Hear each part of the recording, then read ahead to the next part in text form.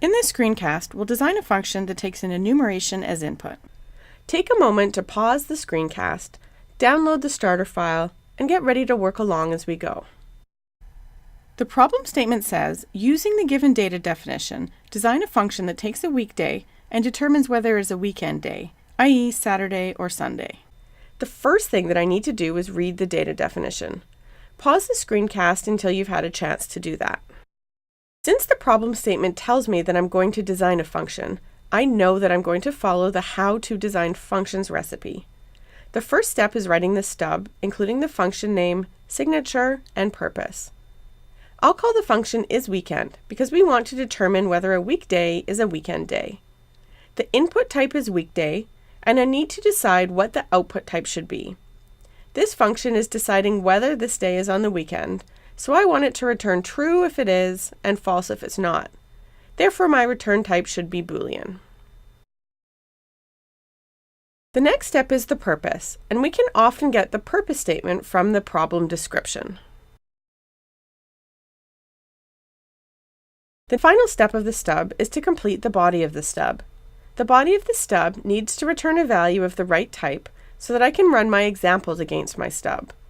Looking at the signature, I see that the return type is bool, so I know that the body of the stub needs to return a bool. I'll have it return true. The next step of the recipe is the examples. Please pause the screencast, write your own examples, and then come back to see what examples I wrote. I'll start writing my calls to start testing and summary, and then add my examples in between those calls. The input to this function is an enumeration. I look at the signature, and I see that the input type is a weekday. I can scroll up to look at the weekday data definition to see that it is indeed an enumeration. I know that I need one example for each case of the enumeration. I'll start with one, and then copy and paste to make it a bit quicker. Now I have all 7 examples. I just need to edit them so there's one example for each case of the enum.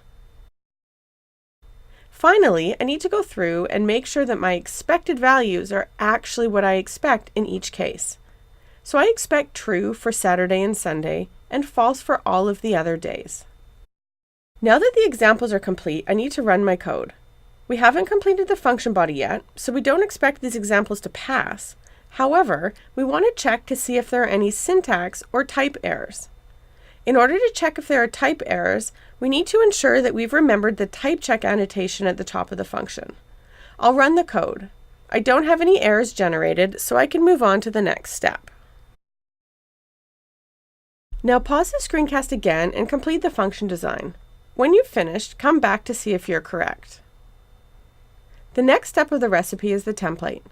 I need to look at the input type in the signature to help me figure out what the template should be.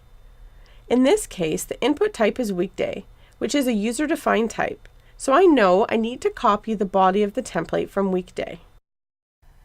Once I paste the body of the template, I can comment out the body of the stub. And I need to remember to write a note stating where I took the template from.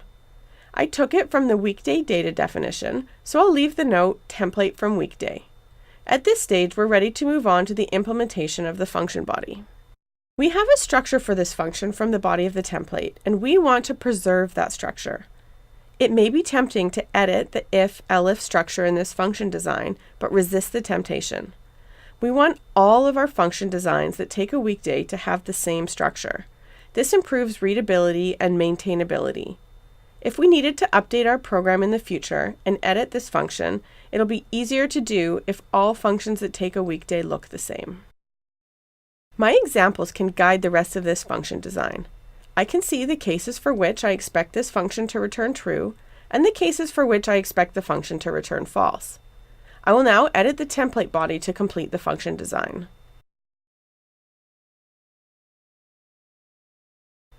Once my design is complete, I need to run the code again, and if necessary, debug.